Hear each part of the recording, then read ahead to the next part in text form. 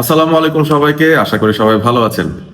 আজকে এই ম্যাচটে Bangladesh versus উজবেকিস্তানের group B এর শেষ ম্যাচ, এবং এই ম্যাচটা দিয়েই কি বাংলাদেশের এবারের এএফসি এশিয়ান কাপ 2026-এর ক্যাম্পেইনটা শেষ হচ্ছে, নাকি বাংলাদেশ কোয়ার্টার ফাইনালে যেতে পারবে, সেই সব প্রশ্নের উত্তর আমরা আর 1-2 ঘন্টার মধ্যে পেয়ে যাব।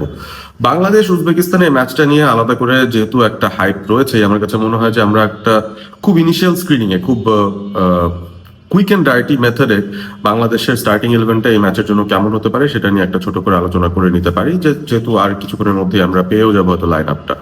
আমার কাছে মনে হয় ডেফিনেটলি গোলবারে মিলি তো থাকছেনই, সেই জায়গাটায় তিনি থাকছেন, বাট বাংলাদেশ আমার মনে হয় 5 এট দ্য ব্যাকে যাবে না, তারা 4 এট দ্য ব্যাক দিয়ে শুরু করবে, যেখানে আফিদা এবং কোহাতি কিস্কুকে আমি দেখছি যে তারা দুই সেন্টার ব্যাক হিসেবে থাকবেন।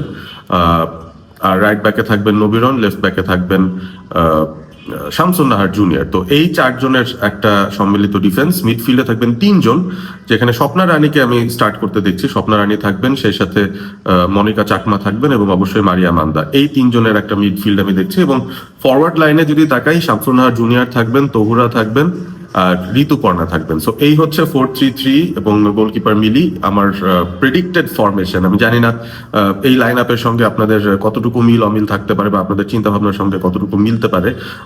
আমার এই ধারণাটা করার পেছনের মূল যে ঘটনা, সেটা হচ্ছে বাংলাদেশ তারা এই টুর্নামেন্টে আসার আগেই জানতো যে চায়না এবং নর্থ কোরিয়াকে হারানোটা লিটারেলি প্রায় ইম্পসিবল একটা ব্যাপার, এবং সে কারণেই তাদের পুরো এফোর্টটা, পুরো পরিকল্পনাটাই নিশ্চয়ই তারা ইনভেস্ট করে রেখেছিল এই উজবেকিস্তান ম্যাচের জন্য। যদিও এই কাজটা মোটেও সহজ না। উজবেকিস্তান আমাদের থেকে 60 র্যাঙ্কিং এগিয়ে থাকা একটা টিম, তারা র্যাঙ্কিং এ 49, আমরা 112। সো তফাৎ কিন্তু রয়েছে, বিশাল বড় একটা কোয়ালিটির একটা তফাৎ রয়েছে। সো ওই জায়গা থেকে ওটাকে কাভার আপ করার জন্য আমাদের যে এনার্জিটা দরকার, আমাদের যে স্ট্র্যাটেজিটা দরকার, যে ট্যাকটিকটা দরকার, মোস্ট লাইকলি পিটার বাটলার এই ম্যাচটাকে ঘিরে অনেক আলাদা করে কিছু পরিকল্পনা করেছিলেন। এবং আগের যে দুটো ম্যাচ আমরা দেখলাম, চায়না এবং নর্থ কোরিয়া, বাংলাদেশ স্টার্ট করেছিল 5 এট দ্য ব্যাক দিয়ে, মিডফিল্ডে কিছু কম প্লেয়ার্স তারা রেখেছিল। আমাদের মূল টার্গেটটাই ছিল আসলে কাউন্টারে যাব এবং ওদের অ্যাটাকগুলোকে কিভাবে আমরা ডিসিপ্লিন ওয়েতে সামলে নিব। বাট এই ম্যাচটাতে, উজবেকিস্তানের ম্যাচ, আমার মনে হয় একটু ওপেন হওয়ার সম্ভাবনা রয়েছে। কারণ উজবেকিস্তান তো একে নিজেরাও জেতার জন্যই খেলবে, তারা ওপেন আপ করার চেষ্টা করবে আমাদের এগেনস্টে। আমাদেরও যেটা করতে হবে, we need to be very disciplined in defence, যেটা আমরা গত দুটো ম্যাচে করতে সক্ষম হয়েছি। এবং চায়নার এগেনস্টে আমরা 2-0 গোলে হারলেও তাদেরকে আসলে আমরা যেভাবে আটকে রাখতে পেরেছিলাম, যেভাবে আমরা তাদেরকে তাদের হাফেই বা আমাদের হাফে ঢুকার পথেই প্রেস করেছিলাম, আমাদের পেনাল্টি এরিয়ার ভেতরে আসার আগেই প্রেস করেছি, সেখান থেকে বল বেশ কিছু আমরা তাদের বের করে নিয়ে গেছি। এই জিনিসগুলাই, এই প্র্যাকটিস গুলাই আমার মনে হয় একইভাবে উজবেকিস্তানের সঙ্গে যদি আমরা চালিয়ে যেতে পারি, তাহলে আমাদের কিন্তু খুব ভালো একটা চান্স আছে এই ম্যাচটাকে খুব পজিটিভ একটা রেজাল্ট বের করার।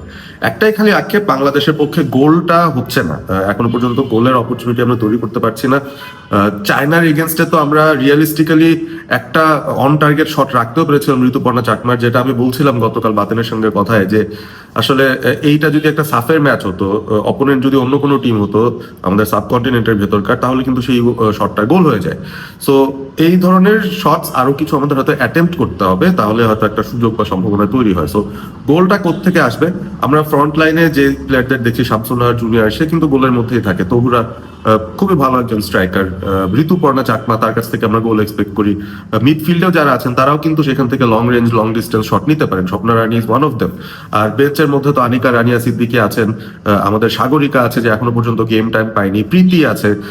সো আমাদের কিন্তু অ্যাটাকিং লাইনে, ফরওয়ার্ড লাইনে বেশ কিছু ভালো অপশনস আছে, যাদেরকে আমরা অ্যাকচুয়ালি ব্যবহার করি নাই, মোস্ট লাইকলি বিকজ অপোনেন্ট এত বেশি স্ট্রং যে আমরা আসলে অ্যাটাকিং চেঞ্জ গুলো নিয়ে আসার সুযোগই পাই নাই। আমাদের মূল চিন্তা ভাবনা, আমাদের মূল এফোর্টটাই ছিল আসলে কিভাবে আমরা ডিফেন্সটা প্রপারলি করব, ডিসিপ্লিনটা বজায় রেখে। সো ওই জায়গাগুলো নিয়ে আসলে পিটার বাটলার প্রথম দুটো ম্যাচে কাজ করেছেন। এই ম্যাচটাতে আমার ধারণা পিটার বাটলার তিনি আরো একটু অ্যাগ্রেসিভ সেট আপে যাবেন, শুরু থেকে আমরা 4 এট দ্য ব্যাকে যাবো। এবং আরো একবার বলি, আমার প্রেডিক্টেড স্টার্টিং 11টা: নবীরন রাইট ব্যাক, লেফট ব্যাকে শামসুন নাহার জুনিয়র, আফিদা এবং কোহাতি কিস্কু তারা দুই সেন্টার ব্যাক, গোল পোস্টে থাকবেন মিলি, তিনজন মিডফিল্ডার থাকবেন মনিকা চাকমা, মারিয়া মান্দা আর স্বপ্না রানী, আর ফরওয়ার্ডের তিনজন শামসুন নাহার জুনিয়র, ঋতুপর্ণা চাকমা এবং তহুরা। দেখা যাক শেষ পর্যন্ত এরকম একটা অ্যাটাকিং মাইন্ডেড লাইন আপ কি নামানো হয় কিনা পিটার বাটলারের কাছ থেকে। আরেকটা ইন্টারেস্টিং ব্যাপার যেটা, প্রতিপক্ষকে যখন আমরা হার্ট করতে চাই বা আঘাত করতে চাই, মাঠটাকে বড় করার জন্য কি আসলে একটু ওয়াইড পজিশন থেকে আমাদের অ্যাটাক গুলো যদি নিয়ে আসা যায় তাহলে কিন্তু একটু পজিটিভ বিষয় থাকে। কারণ সাধারণত আপনি দেখবেন যে অপোনেন্টরা এই লেভেলের ফুটবলে তারা কিন্তু ডিফেন্ড করার সময় একটু ন্যারোই হয়ে যায়, তারা ওয়াইড স্পেস গুলো ছেড়েই রাখে মোটামুটি, যে আমরা ন্যারো স্পেস গুলো ডিফেন্ড করে রাখি আমাদের পেনাল্টি এরিয়ার সামনে থেকে শুরু করে ন্যারো স্ট্রেট জায়গাগুলো দিয়ে যেন খুব বেশি অ্যাটাক না আসতে পারে। তো সেই ক্ষেত্রে ওয়াইড স্পেস গুলো যদি ওপেন হয় সেই ক্ষেত্রে শামসুন নাহার জুনিয়র, ঋতুপর্ণা তাদের উপর কিন্তু অনেক বেশি দায়িত্ব থাকবে আজকে। যদি তারা সেখানে স্পেস গুলো পেয়ে যান সেখান থেকে কিন্তু ভালো ভালো ক্রস ঢোকাতে হবে ডি বক্সের ভিতরে বা পেনাল্টি এরিয়ার ভিতরে। এই বক্সে ক্রস ঢোকাতে পারাটা বাংলাদেশের জন্য বিরাট ক্রেডিট হবে, কারণ আমরা ওই সাফ লেভেলেও দেখেছি সেই জায়গাটায় কিন্তু ওই যে বক্সের মধ্যে বলটা কোনো মতে নিয়ে আসতে পারলে একটা সেকেন্ড বলও আপনার কাছে চলে আসতে পারে। প্রতিপক্ষ যদি ঠিক মতো ক্লিয়ার না করতে পারে সেই ক্ষেত্রে আপনার জন্য একটা গোল স্কোরিং অপরচুনিটি হতে পারে, গোলকিপার একটা ফাম্বল করে ফেলতে পারে। সো অনেক কিছুই হয়, বক্সের ভিতরে বলটাকে সামহাও পাঠানো প্রয়োজন, যেটা আমরা চায়না কিংবা নর্থ কোরিয়ার সাথে সেভাবে পারিনি, কারণ ওই এরিয়াতেই আমরা আসলে খেলতে যেতে পারিনি। মানে আমরা মূলত খালি ডিফেন্ডই করে গেছি এবং যখনই বলটা পেয়েছি এক দুই পাসে খুব ভার্টিক্যালি অ্যাটাক করতে গিয়ে দেখলাম যে আমাদের অ্যাটাকটা আসলে হারিয়ে গেছে, আমরা সেভাবে ডিসিপ্লিন ভাবে গুছিয়ে আক্রমণগুলো করতে পারিনি, যেটা আজকে করার স্কোপ অন্তত কিছু বেশি পাবো। উজবেকিস্তানের এগেনস্টে কিছু ভালো চান্স আমাদের পাওয়ার উচিত আমার কাছে মনে হয়, এবং সেই চান্সগুলো পেলে সেখান থেকে কিছু না কিছু একটা কনভার্ট আমরা করব। ফাইনালি আমি গোল প্রেডিকশন করতে চাই, বাংলাদেশের পক্ষে যদি গোল আসে তাহলে সেটা কে দিতে পারবেন? মোস্ট লাইকলি ঋতুপর্ণা চাকমা, না হলে শামসুন নাহার জুনিয়র। এই দুজনের মধ্যে একজনকে আমি এক্সপেক্ট করছি যে বাংলাদেশের পক্ষে গোলটা দেবে, এবং আমার ফাইনাল প্রেডিকশন হচ্ছে উজবেকিস্তানের সাথে বাংলাদেশ 1-0 গোলে জিতবে, এবং তারপর অন্য রেজাল্টের উপর ডিপেন্ড করবে বাংলাদেশ আসলে কোয়ার্টার ফাইনাল যেতে পারবে কিনা। মেয়েদের জন্য অল দ্য বেস্ট, আশা করি আজকে একটা ভালো ম্যাচ অন্তত দেখতে পারবো, একটা ফাইট আমরা দেখতে পারবো আমাদের মেয়েদের কাছ থেকে। ভালো থাকবেন সবাই, সাবস্ক্রাইব করবেন অল স্পোর্ট এবিপি।